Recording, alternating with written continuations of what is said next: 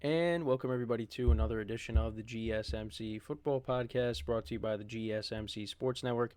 As always, I'm your host Kenneth Grunfelder, and it's great to have you guys here on this Wednesday, November 6th. We have a lot to talk about on the show today. Before I get into that, just want to remind you guys, as always, tip or donate, get your comments recognized. Make sure to hit that super chat button in the chat to help create a super chat of any thought or comment you may have throughout the live broadcast that you want to see me acknowledge. Makes the show more lively, more entertaining between myself, the host, and you guys, the viewers. We appreciate your guys' viewership each and every day, so any contribution you can make to the show means the world to us as we put out content for you guys each and every day. And also, the other way to help out the show is by going to the link at the bottom of the show segment on the ticker, GSMCPodcast.net.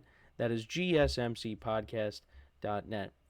So, let's talk about what we are going to get into today. So we're going to start off the show. We're going to recap the NFL trade deadline. We'll take a look at the trades that were made, and what trades I like, what trades I may not like. We'll get into all of them in a second. We'll also recap the Monday night game between the Buccaneers and the Chiefs. Chiefs picking up the win in overtime, improving to 8-0 on the season. The only undefeated team left. So we'll get into that. And then we'll discuss Dak Prescott likely being placed on IR with the hamstring injury, and we'll talk about the impact of that. Also, we'll get into talking about Christian McCaffrey returning to practice, possibly could be making a season debut against the Tampa Bay Buccaneers on Sunday, and then we'll get into my power rankings, my top 5 teams after Week 9. So let's get into the first topic, which is talking about the trade deadline. Talk about the trades that went down. So, of course, there were trades made prior to yesterday's deadline. Of course, Davante Adams being traded to the Jets. That was a big one.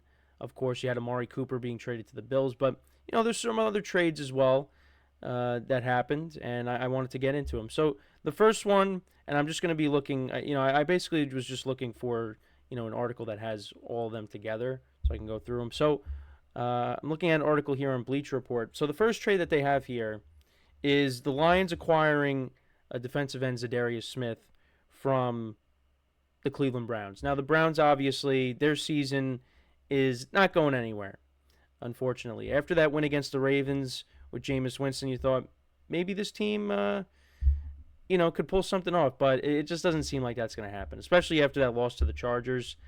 Jameis throwing 3 picks. The Browns season is unfortunately not going to go the way it did last year, where they went on a run with Joe Flacco at quarterback. Now with Jameis Winston, it's just not going to happen. So the Browns sold off an edge rusher, and that's what the Lions need. They need a pass rusher. Now, Tre'Davious Smith, of course, is not. I mean, he was. You go back to when he was with the Packers, he was really good. Still a productive player, but this is something that the Lions needed. And they gave up a 2025 5th-round pick, a 2026 6th-round pick. The Lions actually also got, with Tre'Davious Smith, a 2026 7th-round pick. So that's what they got in return, trading those draft picks away. And look, again, it's a need. So, and the Lions, they have been doing fine. They just continue to win games. But you needed to add a pass rusher. And now Tre'Davious Smith comes back into a division that he knows very well. I mean, he was with the Packers, he was with the Vikings, and now he's with the Lions. So if he goes to the Bears, then he played for every team. But he's with the Lions. I do like this move for them. They get a pass rusher. And we have Ice Cold G in the chat. He said, I don't know why the Packers traded Preston Smith for a 7th-round pick. Yeah, that was an interesting move too. So the Steelers, they made a couple of moves. If I can find the Preston Smith. Yeah, so they traded Preston Smith to the Steelers. The Packers traded him to the Steelers for a 7th-round pick, a 2025 7th-round pick. Now, yeah, I don't really know why. That was an interesting trade because you look at the Steelers and, they're fine at edge rusher with TJ Watt and Alex Highsmith. You add him as, you add him for depth. So, yeah, I thought that was an interesting trade. But I guess the Packers, from their perspective, they want to see their young guys, take on bigger roles. I mean, that's definitely one way to look at it, I would say. But, yeah, that was an interesting trade. I actually do like it for the Steelers just for depth. So that was an interesting trade. But that's what they decided to do. So the two Smith brothers that got traded yesterday, because obviously, like I said, Darius Smith used to play for the Packers. We also had the Ravens acquiring Tre'DaviousWhite, corner from the Rams. Of course, he was a former Buffalo Bill as well. The Rams, they brought him in, but I guess they were fine with giving him up. He's not the same player that he once was. But the Ravens, when you look at this team, I mean, the offense is explosive, and they got very good players on defense as well, but the back end is something that has struggled. And I'm not saying that Tre'Davious White's going to step in and he's going to be the same player he was with the Bills, but they needed help in the secondary, and this at least does that. And they give up a 6th-round pick for him. They got a 7th-round pick in return, a 2027 second or 7th. So, it does something for their secondary. So that's another trade. This one I really liked, and that was the Commanders acquiring Marshawn Lattimore from the Saints. They got Lattimore and a 2025 5th-round pick in exchange for a 2025 3rd, 4th, and 6th round. And this is another team that secondary is something that they had to, an area where they needed to improve. And I think by getting Marshawn Lattimore, that shows that you're going for it. And I think this was a good move for them. And this was a team that I was not high on going into the season. I thought maybe it would take another year for them to grow, but they are way ahead of schedule. And they look like they are well on their way to winning an NFC East title. Now, you got the Eagles right behind you, so you got to worry about that. But this team is in prime position to win the division, and they'll be in the playoffs. I give them a lot of credit. I was wrong. They signed a lot of veteran guys. I wasn't a big fan of the Dan Quinn hire, but you know what? He did well when he first got to Atlanta. It's just I was always thinking of how the end of Atlanta ended, and of course how the Cowboys defense played in the final game that he coached the Cowboys defense against the Packers. But you bring in Marshawn Lattimore, who's a good corner. That helps improve your team. Because the secondary for the Commanders, that was one of the reasons why I just didn't think the Commanders were going to be that good, is because, maybe their offense would put up points, but the other team was going to put up a lot of points too because of, the secondary not being very good. But now you bring in Lattimore, that improves the secondary. I do like that trade. Also, Ice Cold in the chat did say Steelers for sure won that trade, the Preston Smith trade. Yeah, I agree. Listen, it adds depth.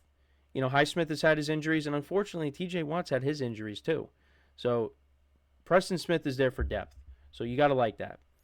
The other trade that the Steelers made, which I do like, there might be some mixed feelings on it, but they acquired Mike Williams from the Jets in exchange for a 2025 5th-round pick.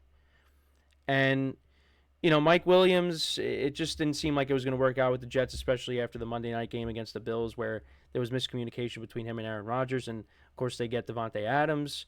And it's just Mike Williams was the odd man out. Now, I know people are saying it's interesting because Allen Lazard is hurt, so it's like, why would you trade Mike Williams then? But you got Xavier Gibson there, Malachi Corley. These guys are going to be more involved in the offense. Now, Corley should have had a touchdown, but of course he dropped the ball before he crossed the goal line. So hopefully he doesn't do that again. But you got Devontae Adams, you got Garrett Wilson. Allen Lazard is eventually going to come back, and like I said, you got the two young guys. So, yeah, there was really no spot for Mike Williams. And the Steelers, this is a position of need. They needed another receiver, and Mike Williams is a deep ball guy, and Russell Wilson's been throwing those moon balls since he's been the starting quarterback for the Steelers these first two games. So, and Mike Williams is a deep ball guy. He's a 50-50 ball guy. So, Russell Wilson's going to be throwing those passes to him. And, the Steelers right now, they're in a good position. This team right now looks like they're going to be a playoff team. Now, they're getting to the tough part of their schedule. So, Mike Williams is going to have to step up as well. Everybody's going to have to step up their game because you got the Commanders, you got the Eagles, you got everybody in your division coming up. You got the Chiefs. This is the tough part of the schedule. And we're going to really get to see what the Steelers are made of with this schedule. But I do like this move because, again, they needed another receiver. We talked about the Preston Smith deal. Also, the Cowboys, they acquired a receiver. It was Jonathan Mingo from the Carolina Panthers. They acquired him in a 2025 7th-round pick for in exchange for a 2025 fourth-round pick. Not really a big needle mover, and Jerry Jones did say they were going to be busy at the deadline, and this is really the only trade they came up with. He's a young guy. I believe this is his second year.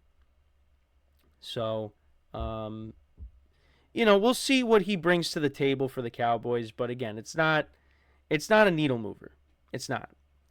The Cowboys are still flawed, and we'll get into them a little bit later in the show. But even with this trade, I mean, it doesn't seem like they're going to be going anywhere this year. Yeah, so he's in his second season. Last year, he had 418 receiving yards, no touchdowns. But now, at least add another weapon. I guess just put it like that. But yeah, I'm not really kind of indifferent on the trade. I don't think. I mean, they addressed the position of need because outside of CeeDee Lamb, and Brandon Cooks is hurt. The receiver position is kind of thin for them. But again, maybe they unlock something with him. But then again, Dak Prescott is going to be out. So. But yeah, that's what they did.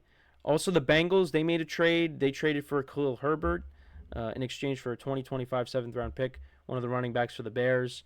He was kind of the odd man out there in that backfield. DeAndre Swift really started to run the football effectively. I mean, they paid him a big contract to come in and run the football well, and he has done that in recent weeks. And then you also have Roschon Johnson, who they like. So, yeah, Khalil Herbert was the odd man out. Zach Moss is injured. The Bengals needed another running back to complement Chase Brown, who's been doing a nice job this year. So, yeah, I don't mind this trade. Herbert's still young. So, maybe this could be a good fit. And the Bengals, the passing game is one of the best in the league. But, the running game, they'd like to improve in that area. The Cardinals, they acquired an edge rusher from the Broncos, Baron Browning, for a 2025 sixth-round pick. Look, the Cardinals, right now they're in first place in the NFC West. So, this helps them on the defensive side of the ball.